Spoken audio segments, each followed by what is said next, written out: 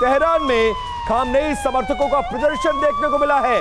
लाखों की भीड़ सड़कों पर उतर गई है। अमेरिका के खिलाफ जमकर प्रदर्शन और नारे और भीड़ की तस्वीरें देखिए, ये भयंकर भीड़ है। लोग सड़कों पर उतर गए हैं। तेहरान हो, इराक हो, ईरान हो, हर जगह पर इसी तरह का प्रदर्शन। बगदाद से भी तस्वीरें आई हैं और ये देखिए भारी संख्या में काले कपड़े पहनकर लोग झंडे लेकर सड़कों पर उतर गए हैं। बहुत बड़ा प्रदर्शन, जुलूस और अपने बड़े नेता सुप्रीम कमांडर को, जो शिया कम्युनिटी का सबसे बड़ा दुनिया में चेहरा माना जाता था, उसको श्रद्धांजलि देने का ये एक बड़ा तरीका है। और यहां पर जमकर नारेबाजी भी समीर की जा रही है, स्पेशली अमेरिका के खिलाफ। बिल्कुल, तेहरान की सड़कों पर इस वक्त लोगों का हुजूम नजर आ रहा है और इमाम अली का रोजा हो, इमाम रजा का रोजा हो, हर जगह इस वक्त मातम पसरा हुआ है। और अब लोग ईरान की सड़कों पर निकल आए हैं। तेहरान की सड़कों पर यह जमावड़ा बता रहा है कि आयतुल्लाह अली खामनेई के जाने के बाद उनकी मौत की खबर जैसे जैसे पूरे ईरान में फैलती नजर आ रही है,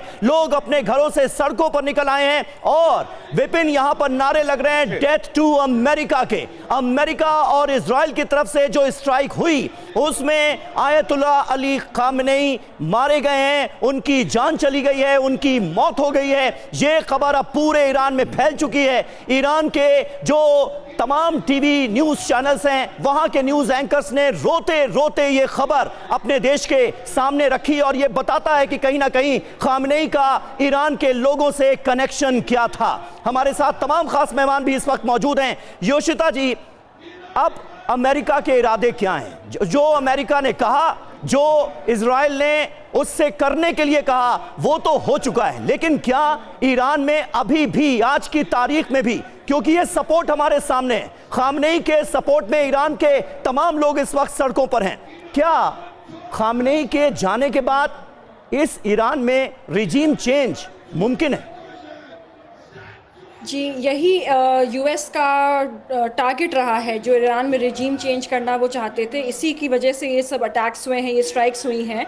लेकिन जैसा कि मैंने पहले भी बोला है और सब देख भी रहे हैं कि ईरान भी इतनी आसानी से घुटने नहीं टेकेगा, ईरान भी इतनी आसानी से गिव अप नहीं करेगा। वो अपनी तरफ से, जैसे हम लोग देख रहे हैं, जो भीड़ निकल के आ रही है अगेंस्ट अमेरिका, और जो यहाँ पे आज यूएन सिक्योरिटी काउंसिल में अमेरिका के जो राजदूत हैं, उन्होंने बोला कि ईरान का हमेशा से ये दावा रहा है death to America, death to America, और ये अभी भी चल ही रहा है, ये ख़त्म नहीं हुआ है। तो बिल्कुल ईरान भी ये इतनी आसानी से नहीं ले लेगा कि ठीक है उनके सुप्रीम लीडर को मार दिया गया है, उनके अगेंस्ट इतने अटैक्स हुए हैं। तो यूएस के लिए भी ये आगे लड़ाई जारी रहेगी, ईरान के लिए भी जारी रहेगी। लेकिन जैसा कि आप अभी बोल रहे थे कि जो 3 लड़ाइयाँ अब इस दुनिया में हो रही हैं, चाहे वो इजराइल पैलेस्टाइन हो, रशिया यूक्रेन हो, और अब ये जो नया फ्रंट एक खुल गया है मिडिल ईस्ट में, वेस्ट एशिया में, तो ये सब देख रहे हैं कि इसका इवेंचुअली कहाँ पे असर आता है। मैंने कुछ शिपिंग के लोगों से बात करी है, वो इस बात से परेशान है कि ऑयल प्राइसेस पे इम्पैक्ट आएगा।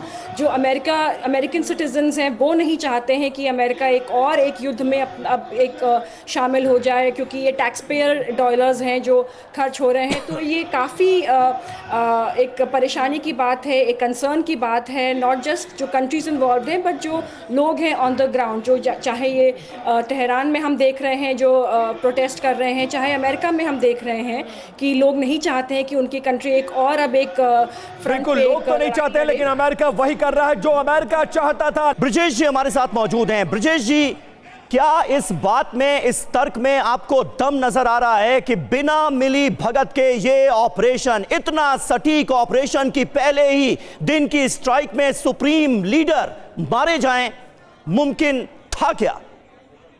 समीर, बिल्कुल नहीं। ये हम देख रहे हैं कि 7 अक्टूबर 2023 से हम ये देख रहे हैं किस तरह जो इंटेलिजेंस एजेंसीज हैं मोसाद की, इजराइल की, इन्फिल्ट्रेट कर चुकी हैं ईरान के भीतर, जो IRGC हो या न्यूक्लियर साइंटिस्ट हो या उनकी टॉप लीडरशिप हो। तो ये तो मानना पड़ेगा कि पहले ही स्ट्राइक में खमेनी को हिट करना और उनके पूरे परिवार को, एक तरह से पूरे लीडरशिप को ख़त्म कर देना, एक बहुत ही केपेबल मिलिट्री ऑपरेशन है जिसका सक्सेस बिना साउंड इंटेलिजेंस और कोऑर्डिनेशन के बिना नहीं हो सकता था। इलेक्ट्रॉनिक इंटेलिजेंस और ह्यूमन इंटेलिजेंस दोनों का भी यहाँ समन्वय हुआ है। तो ये बात तो मानना पड़ेगा कि ये बहुत ही वर्थवाइल ऑपरेशन था।